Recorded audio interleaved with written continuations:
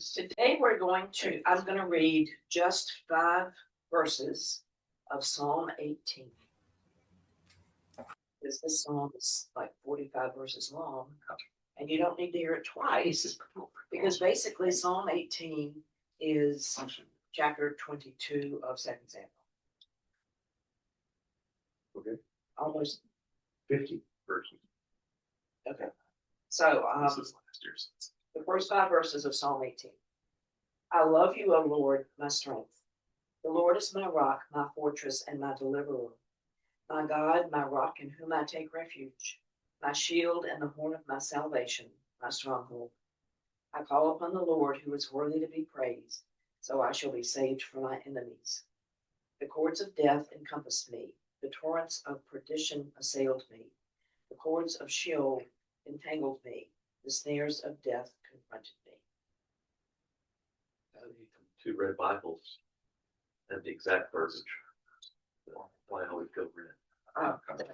Red phones too. Oh, necessarily. So, I very possibly, maybe, hopefully, we'll finish Samuel, and then next week Kathy can finish David. David goes into the early chapters of First Kings. So, if someone,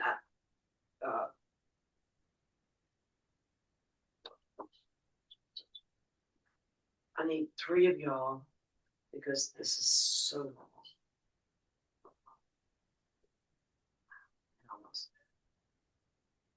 Which chapter? 22.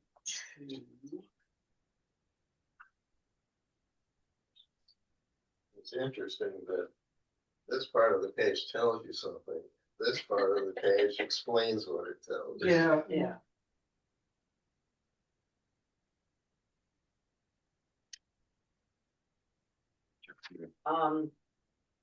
So if somebody would read the first 19, I'm gonna split it into 19 verses in a piece, and that'll get us through most of this. What chapter are we on? Chapter 22.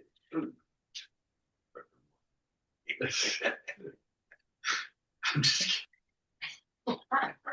I still have the teacher look, so Okay, that's right. Jeff says I have the teacher finger. I can go home and it's hurting you. Yeah. That's right. You need to keep them in mind. Oh, how can you cry? So who's going to start?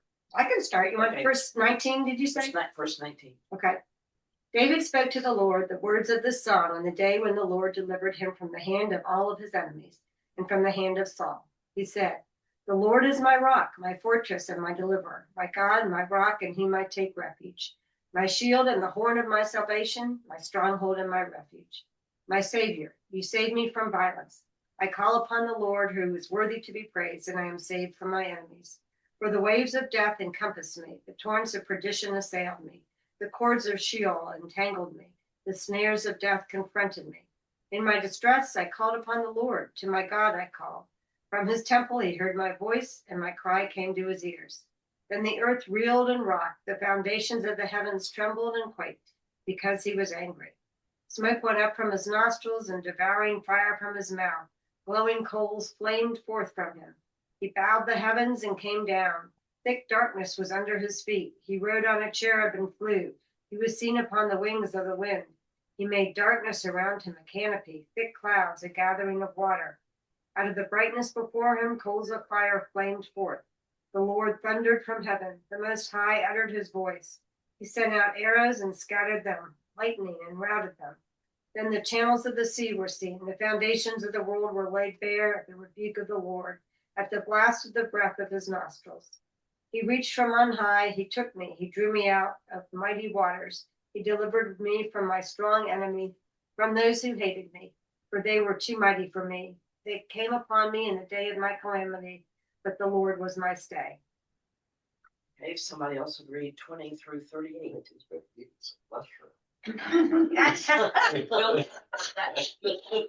I'll do that. 20 to 38. Yes.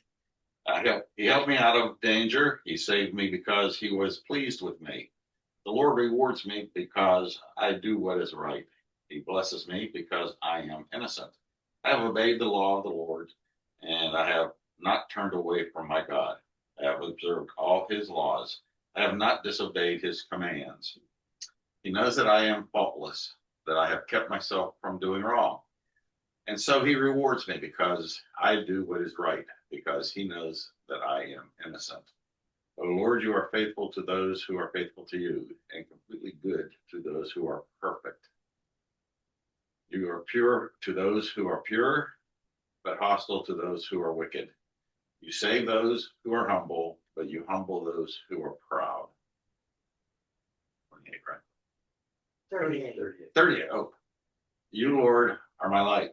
You dispel my darkness. You give me strength to attack my enemies and power to overcome their defenses. This God, how perfect are his deeds, how dependable his words. He is like a shield for all who seek his protection. The Lord alone is God. God alone is our defense. This God is my strong refuge. He makes my pathways safe. He makes me sure-footed as the deer. He keeps me safe on the mountains. He trains me for battle so that I can use the strongest bow. O Lord, you protect me and save me. You help me. Your help has made me great. You have kept me from being captured, and I have never fallen. I pursue my enemies and defeat them. I do not stop until I destroy them. And if somebody would finish the rest of the chapter. I will. I crushed them down completely, and they could not rise. They fell beneath my feet. You armed me with strength for battle. You humbled my adversaries before me. You made my enemies turn their backs in flight, and I destroyed my foes. They cried for help, but there was no one to save them. To the Lord, but he did not answer. I beat them as fine as the dust of the earth. I pounded and trampled them like mud in the streets. You have delivered me from the attacks of the peoples. You have preserved me as the head of nations. People I did not know now serve me. Foreigners cower before me. As soon as they hear of me, they obey me. They all lose heart. They come trembling from their strongholds. The Lord lives. Praise be to my rock. Exalted be my God, the rock, my Savior.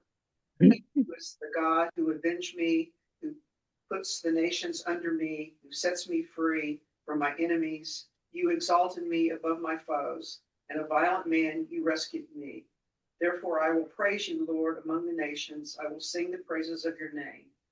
He gives his king great victories. He shows unfailing kindness to his anointed, to David and his descendants forever. He's not humble. Wasn't that wonderful? 50 verses without a single name to stumble over. I know it.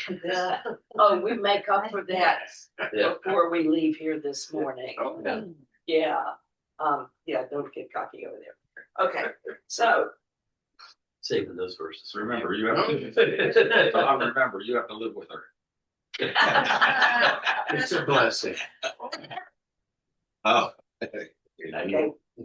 Tom, I don't think anybody's wearing boots, so be careful. Okay. I have my notes in my phone here. So does this sound like anything we've heard so far before? In terms of David's life? Oh, yeah. That is his life. Right, Whole yeah. life, Yeah, that's his whole life. fighting with people and In terms of what we have read in the book of Samuel. David has walked around going, I don't know if that, God's with me. I don't know if God's against me. I don't remember the guy's name. Somebody cursed him. God may have told him to curse me. I'm not going to take the ark with me. This is, although there is some scholars believe that David may have written the poem, there's also some doubt in terms of the tone of his life. Abraham had a sit-down meal with God. Moses had a face-to-face chat with God up on the mountain. David's never had any face-to-face. This doesn't sound like what David has said about God coming out of his mouth in Samuel. Yes, in Psalms. I mean, I'm not talking about Psalms. I'm talking about Samuel, what we have read in Samuel. And So this is the work of a court historian. A lot of Samuel is, but it's been overwritten by a biblical author whose interest in David is theological. So it's very possible that David was a poet and a singer, but the words coming out of his mouth at this moment are at odds with the ironic, measured criticism of his, the way he, talked and behaved. I mean, because he's acting like, I did everything right, and I'm thinking, Bathsheba, you didn't stand up for Tamar. Yeah, he sounded like a big liar here. Yeah, It sounds like someone revising their story at the end of their life. yeah, Like kind a of. politician. Yeah. Pick a president. Yeah. Exactly. yeah. But this isn't so Exactly. much David revising as it is whoever came behind him writing the record revising it. It's like I've said earlier, he's had a good PR guy. This is the good PR guy. The theology of David's song does not mesh with what we've already learned about his attitude in the role of God in the lives of mortals. God may not favor him, or he might. There was nothing he could do about it, so he never bothered to ask God to intervene in his struggles. And if he did, he went to a wise woman. Or I always have trouble with the casting of the lots, and God's going to tell Yeah. me the answer with dice or sticks or Some bones phrase, or something. throwing the Yeah. bones out. Yeah, the Urim and the Thummim or whatever they're called. What's the title for chapter 22 in yours? David's Song of Thanksgiving. What is that what yours is? Mine is. Mine says David's Song of Victory. Interesting. Yeah, I mean, because That's that's David's song very of different. praise. Praise. praise. That's also very different. Yeah. Yeah, But then, this one's more definitive.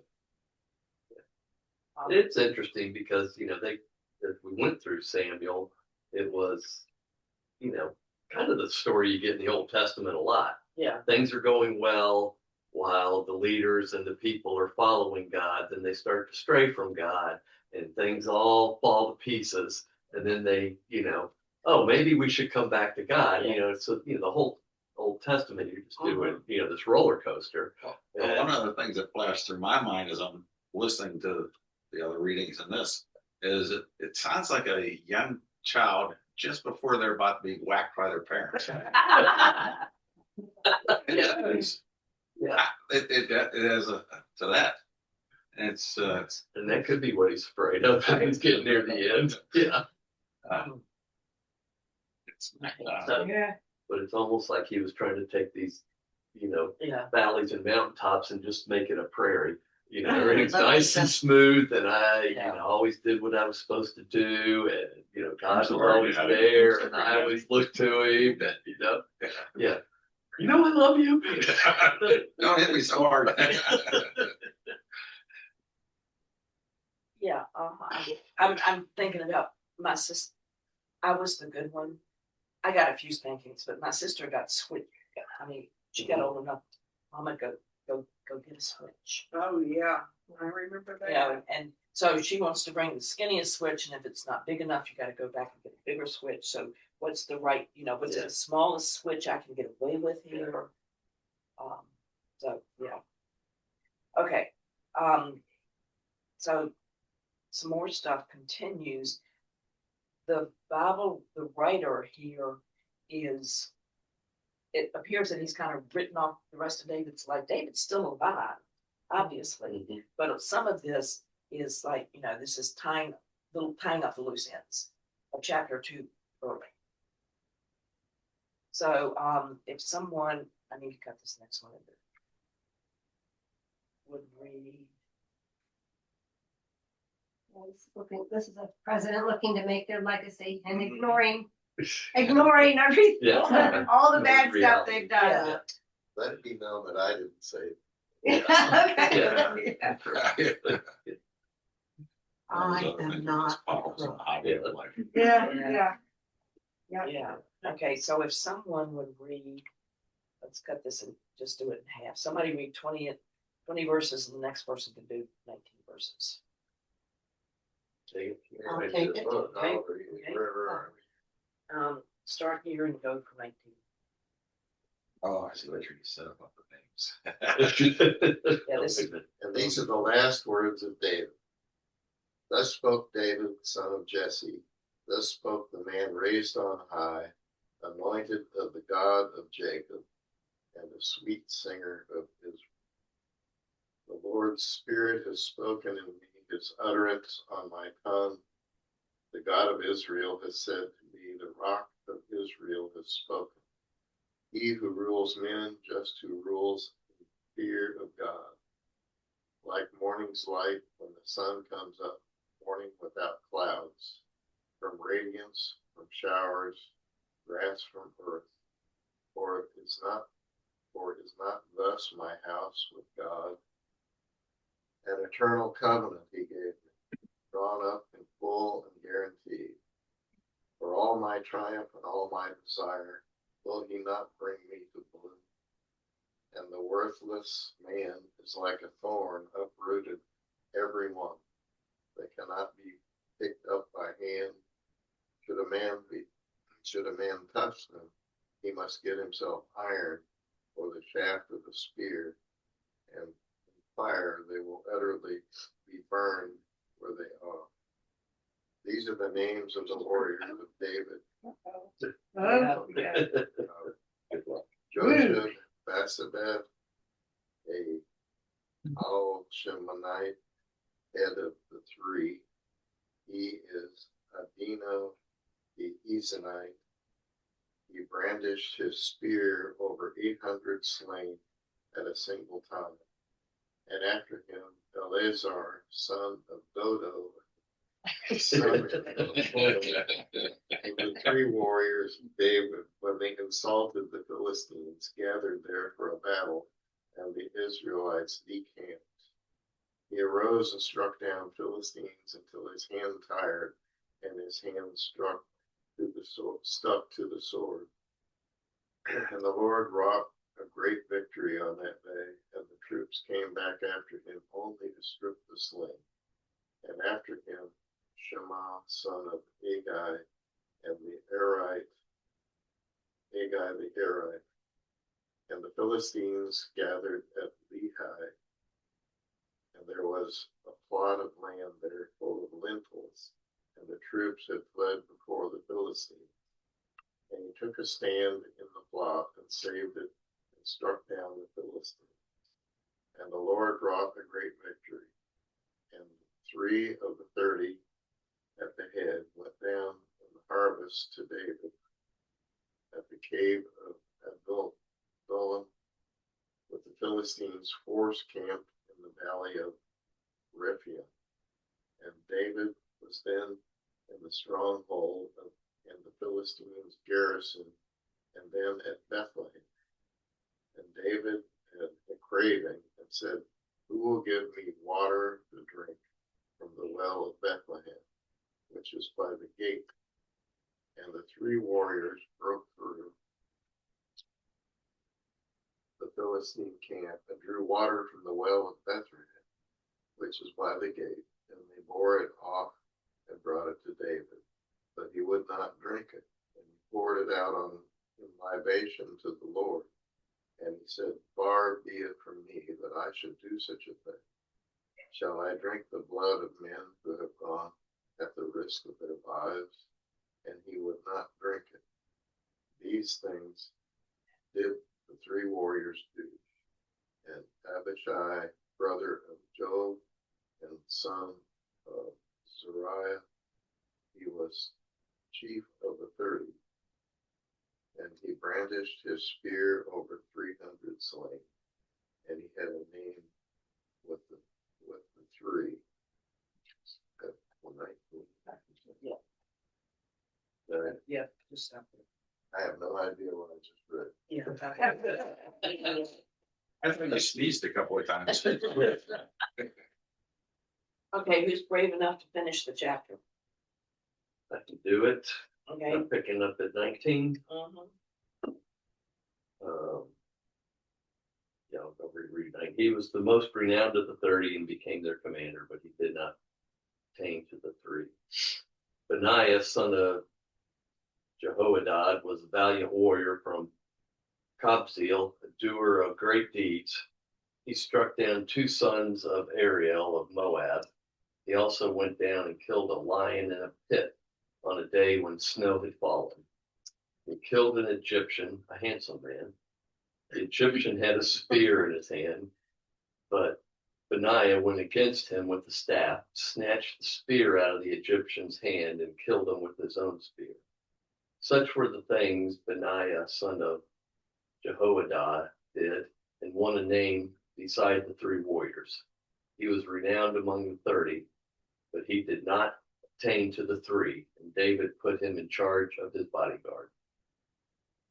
Among the 30 were Asahel, brother of Joab, Elhanan, son of Dodo of Bethlehem, Shema of Herod, Elikah of Herod, Elziz the Pelatai, Ira, son of Ikesh of Tekoa, Abazir of Anathoth, Methunai the Hushathite. So, You're when I said, that's right. go to the Monty Python thing, you're gonna skip a bit, brother. Yeah. Yeah. Just read the last line. There were 37 in all. Then there Yeah. were 37 in all. Yeah. There we go. Yeah. Well, I want to know it's the context of dodo biblically. And when I was a kid, he dodo. Yeah. Yeah. Dodo Yeah. Is there bird. some relation to this guy? Yeah. Yeah. I guess it was a dodo. And he sounds like he should be like Frodo's little dopey brother or something, Yeah. you know, Lord of the Rings that they just didn't talk about. Okay, so the only comment I have about anything here is the bit about getting the water. David really didn't mean to send somebody through the Philistine lines to get to water in Bethlehem. And the guys that went understood this, but they were young, cocky. We can do this. We'll impress the king. Yeah. And so Yeah. they, they're recorded in history because they're young and cocky and managed to be successful at it. Bringing water to the king. Yeah. And that's the only reason why they're ever named. Right. Okay. I'm starting to figure that people who put the Bible together and Torah and everything, why did they include this? Maybe just to give more people more names to give their sons. Well, and genealogy was Yeah. really important. Yeah. And I mean, I remember visiting my grandmother, and she talked about our people, and would tell me stories of our ancestors. And one story, stories that today probably are not politically correct. Mhm. We had a relative that was captured by the Yankees during the Civil War, and he had chilblains on his hands because he was in a prison camp and it was so cold. And they gave him gloves to wear, and he threw them on the ground because Yankee gloves would never touch his hands. And that was a moment of pride in our family. And now I think how stupid, but we heard stories like that our whole lives about all these things. And how important it was that, when you start dating somebody, what do you know about his people? Mhm. Not just him. What can you, because my first husband Yeah. moved to Richmond. His family moved to Richmond the year before our junior year in high school. So he hadn't been around. We didn't, what do you know about him? And I said, he's the third of 7 kids. Are they Catholic? Because the only people we knew that had big families were Catholic. I said, no, he's Methodist. But he came from farm, very agricultural background. He was from East Tennessee. But yeah, I can remember the idea of we need to know about his family, not just him, his family. What kind of people does he come from? Even to the point one Christmas morning, I'm bringing my grandmother and 2 great aunts to have lunch with us. I'd gone up to Goochland to get them, and nobody could hear, so everybody talked at once. So I was speeding. I mean, I'll readily admit I was speeding to get out of the car. I myself with them, and a policeman pulled me over and pulled up, and they immediately started in on who is it? Why are we stopping? What's going, da, da, da. And the guy pulled up and he's got his name, and it was obviously a name they knew. And immediately, here's the policeman going, can I see your driver's license and your registration? Is your people the da da da da da da? Do you know them? Are you? Which one of the sons are you? And I mean, by the time I got my driver's license and registration out, the policeman said, didn't get a ticket or anything. I mean, but that was what it was all about for them. You knew everybody by who they were related. And if you had gotten a ticket, his people were going to hear about it. I didn't do that. Yeah, so you go on. Yeah. You go on. How old were you? I guess I was about 22 or 23. But they were like all out, talking because they couldn't hear each other. So everybody was talking and loud. So this Benaniah mentioned in 20 was apparently more honored than any of the guys that just listed. He says he was held in great honor than any of the 30. And he got to be the head of the bodyguards, which is like when I talked about that group of people, they called him his chief ministers, which was probably his personal call. Well, I Yeah, thought he was a doer of great deeds. Feel like somebody they stop and say he was really handsome. Yeah. I know. Yeah, I know. Yeah. It was a He fancy killed an man. Egyptian. Again, how does that fit into the concepts of the Torah? Yeah, he's just handsome. Well, all of the anointed were handsome. Handsome. Mhm. How did we ever build a religion around all this nonsense? It's a good question. I mean, the one thing I will say is that the only conclusion I can draw about is that Christ's message was so extreme when you put it in the context of this, that it was so radical and so different.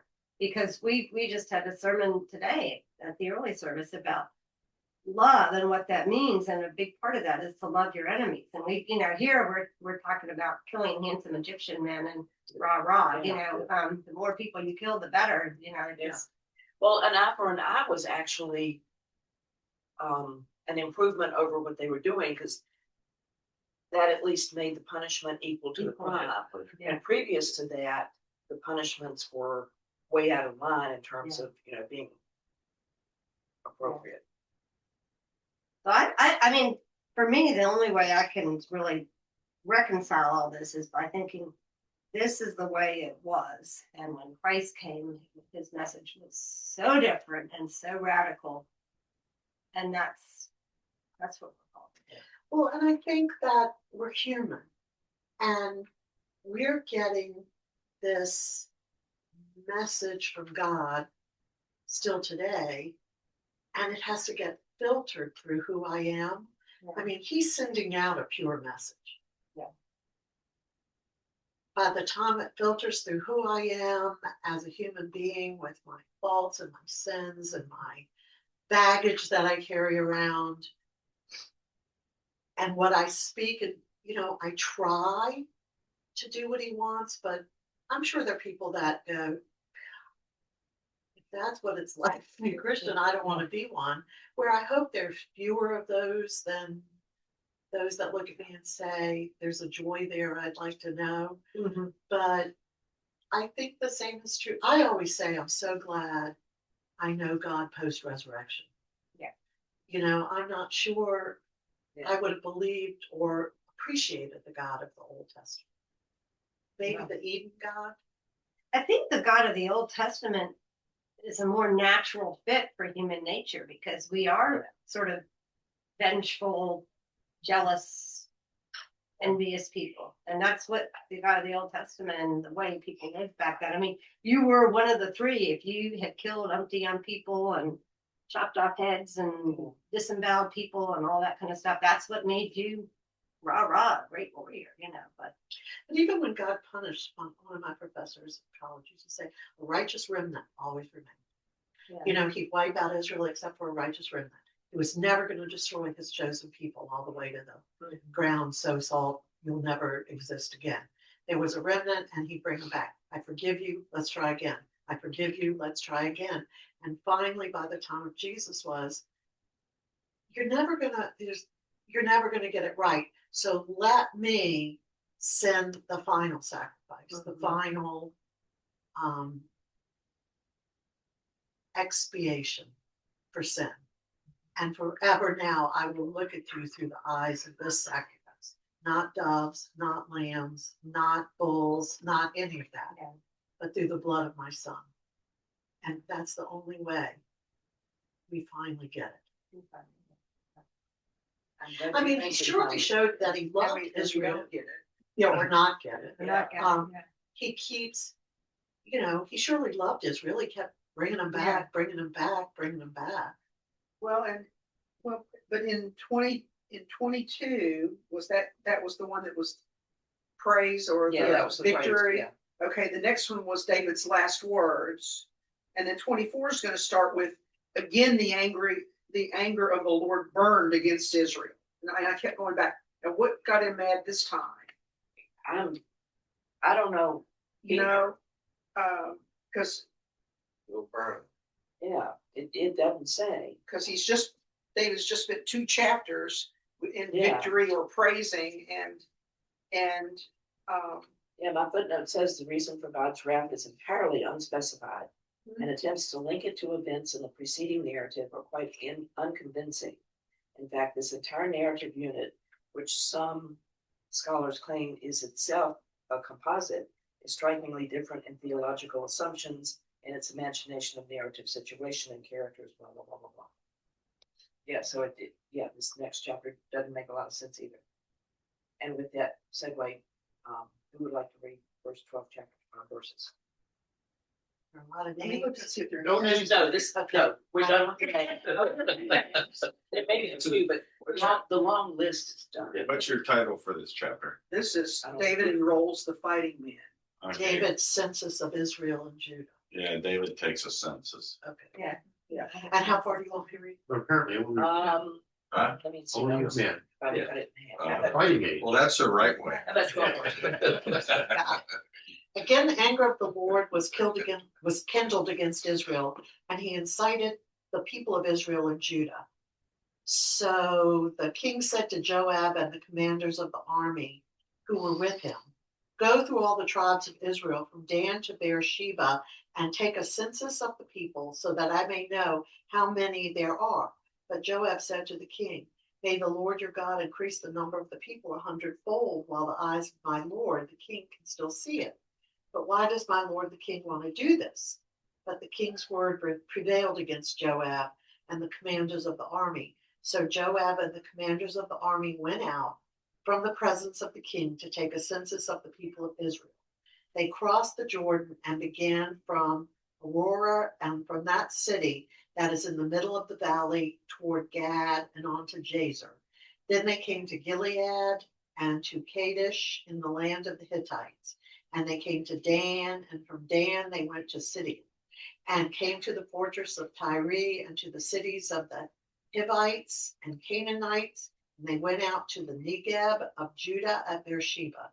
So when they had gone through all the land, they came back to Jerusalem at the end of 9 months and 20 days. Joab reported to the king the number of those who had been recorded in Israel. There were 800,000 soldiers able to draw the sword, and those of Judah were the 500,000. But afterwards, David was stricken to the heart.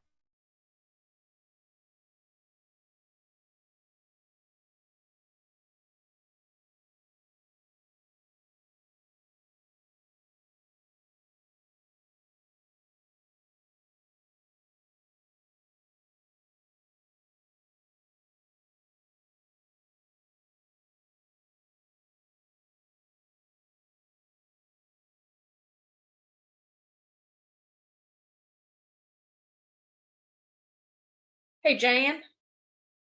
I lost the meeting. So did I.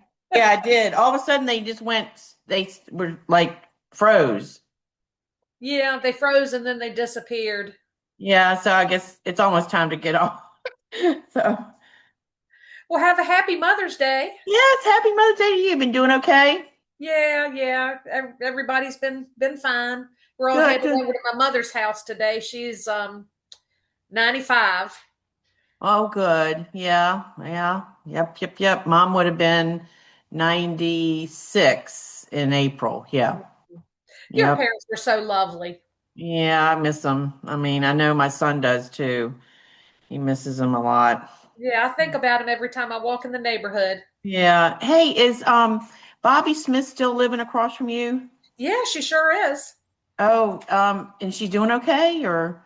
She seems to be doing fine. She had some health problems, I think, that were pretty substantial. I don't know if it was a stroke or what, but she Uh-huh. was out walking in the neighborhood with like a caregiver, Uh-huh. and she seems to be doing all right now. Oh, good. Okay. I was wondering about that because, I know that big house and everything, and it's a basement and a lot of stairs and Sorry, stuff. we lost you guys. Oh, yeah, I know. Y'all froze and then it went blank. Well, at least y'all stayed there. Yes. We were chatting. Good. Yeah, and Nancy, don't leave at the end of class. I have a question to ask you. Okay. So David takes the census and then he feels remorse and goes to God and says, I really, really screwed up. I need to be punished. And God, through the prophet Gad, says, okay, I got three. But in the very first thing, it says that God was angry and he incited David against him, saying, go and take a census. In my version, Yeah, of right. Israel and Judah. Some people, one of the commentators said that, I think this was it, that the devil made him do it. The devil made the Lord incite David. Well, Flip Wilson going on. The devil made David do it. I mean, this is the way the story's being told, but so we're confused. Maybe to rile David up if all of a sudden there's a census being taken of just military capable men. That's why mine says Yeah. that's going to create some concern and dissension among the populace, and maybe it was just to stir up, I don't know, problems. And even Joab tried to talk him out of it. Joab usually succeeds. Yeah, he's usually the smart one. Yeah, and he's usually the one, I support you, I support whatever you're doing. It's not Joab's fault. Kate, do you want to explain this? The Bible that I have has a footnote when it talks about, again, anger of the Lord burned against Israel, that it was against Israel and not against David per se.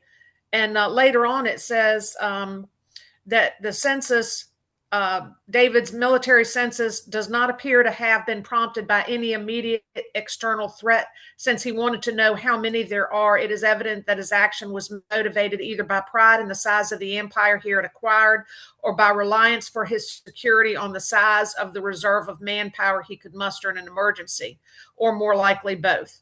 The mere taking of a census was hardly sinful, but in this instance, it represented an unwarranted glorifying in and dependence on human power rather than the Lord. Okay.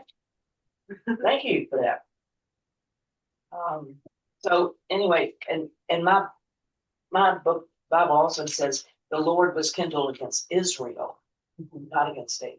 Yeah, it does say in our too, angered against Israel. So David is now saying, I really messed up, punish me, and God comes up with this weird way of punishing him.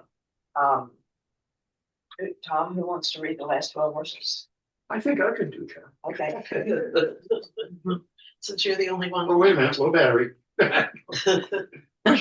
Which ones were those? Starting Okay, at chapter 20. 24. That's what's Yeah. my Bible is still saying this is 23. okay, 24. Beginning 13 to the end. 13 to the end, yeah. So Gad went to David and said to him, shall there come on you 3 years of famine in your land, or 3 months of fleeing from your enemies while they pursue you, or 3 days of plague in your land? Now then, think it over and decide how I should answer the one who sent me. David said to God, I am in deep distress. Let us fall into the hands of the Lord, for his mercy is great, but do not let me fall into human hands. So the Lord sent a plague on Israel from that morning until the end of the time designated, and 70,000 of the people from Dan to Beersheba died. When the angel stretched out his hand to destroy Jerusalem, the Lord relented concerning the disaster and said to the angel who was afflicting the people, "Enough, withdraw your hand." The angel of the Lord was then at the threshing floor of Araunah, the Jebusite. When David saw the angel who was striking down the people, he said to the Lord, "I have sinned. I, the shepherd, have done wrong. These are but sheep. What have they done? Let your hand fall on me and my family." On that day, Gad went to David and said to him, "Go up and build an altar to the Lord on the threshing floor of Araunah the Jebusite." So David went up as the Lord had commanded through Gad. When Araunah looked and saw the king and his officials coming toward him, he went out and bowed down before the king with his face to the ground. Araunah said, "Why has my lord the king come to his servant?" "To buy your threshing floor," David answered, "so I can build an altar to the Lord, and the plague on the people may be stopped." Araunah said to David, "Let my lord the king take whatever he wishes and offer it up. Here are oxen for the burnt offering, and here are threshing sledges and ox yokes for the wood. Your majesty, Araunah, gives all this to the king." Araunah also said to him, "May the Lord your God accept you." But the king replied to Araunah, "No, I insist on paying you for it. I will not sacrifice to the Lord my God burnt offerings that cost me nothing." So David bought the threshing floor and the oxen and paid 50 shekels of silver for them. David built an altar to the Lord there and sacrificed burnt offerings and fellowship offerings. Then the Lord answered his prayer in behalf of the land, and the plague of Israel was stopped. Yeah. All right. There goes the I wonder if the plague was actually spread by the census, as they move from town to town to town. That's an interesting That's interesting. idea. Yeah. Don't let a good place go to waste. See there. I had one commentator that said, what he really wanted from Araunah or whatever the guy's name was the land, which was not offered.